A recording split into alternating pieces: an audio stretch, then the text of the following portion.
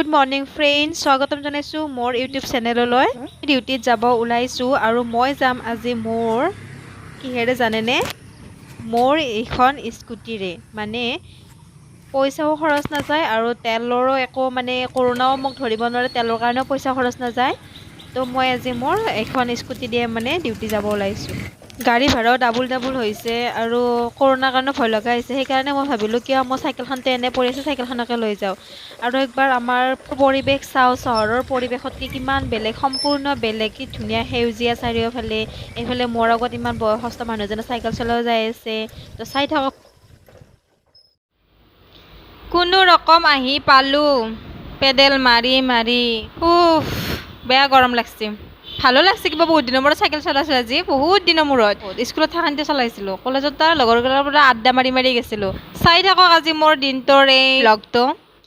ডিউটিত আহি কি খাওঁ এতিয়া? মানুহো মৰিছে, আমাৰ দাদা এজন কৰোণাতে ঢুকাইছে। তো আপোনালোকে ভালদৰে থাকিব। আৰু মই এতিয়া খাম ৰুটি বিস্কুট আনিছোঁ আৰু ইফালে তিয়হ আৰু বিলাহী এনেকৈ চেণ্ডউইচ বনাই খাওঁ আৰু। তো চাই থাকক।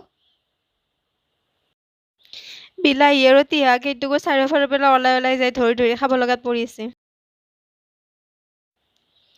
ইয়াতে যদি কলা নিমখ ভিতৰত দিয়া যায় বিৰাট ভাল লাগে খাই, কিন্তু একো সিমান এটা ভাল নালাগিল আৰু তথাপিও আৰু। আহি আছোঁ মই, ৰাস্তাত গাড়ী বেছি নাই, বিৰাট ভাল লাগিছে চাইকেল চলাই। ডিউটিৰ পৰা আহি থাকোঁতে দেখা পালোঁ প্ৰায় দেখাই পাওঁ আৰু দুই এজনক কওঁ ইয়াতে পেলোৱাৰ কাৰণে, বেয়াকৈ কওঁ মই। তথাপিও পেলাগেইটাতো পেলাই থাকিব। মোৰ এইটো চেনেল যোনে যোনে চাই আছে মই সকলোকে কৈছোঁ, এনেকৈ ৰাস্তাৰ ওচৰত জাবৰ জোথৰ নেপেলাব।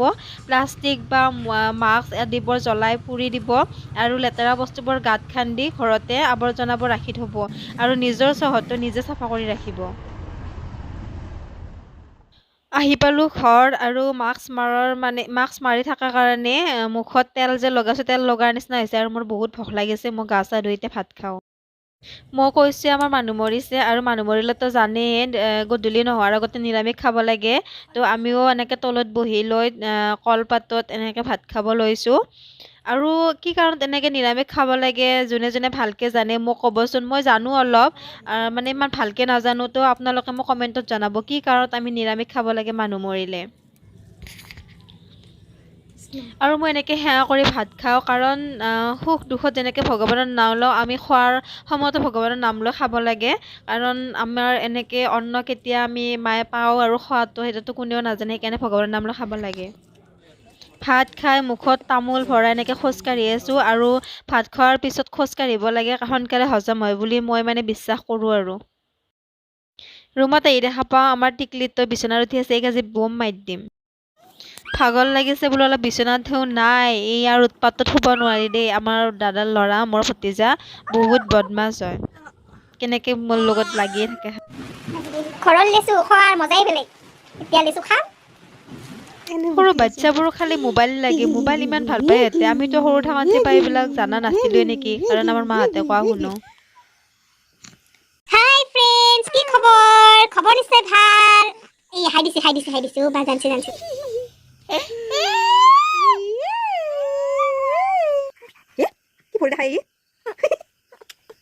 খেলি খেলি কোনো ৰকম শুলা দে আৰু ৰক্ষা। বাবুও শুলে আৰু মোৰ আজি ভিডিঅ'টো ইয়াতে সমাপ্ত কৰিছোঁ। আৰু মোৰ আজিৰ দিনটোৰ ভ্লগটো কেনেকুৱা লাগিছে, ভিডিঅ'টো চাই যদি ভাল লাগিছে লাইক কৰিব, কমেণ্ট কৰিব আৰু ছাবস্ক্ৰাইব কৰিবলৈ নাপাহৰিব। Bye bye.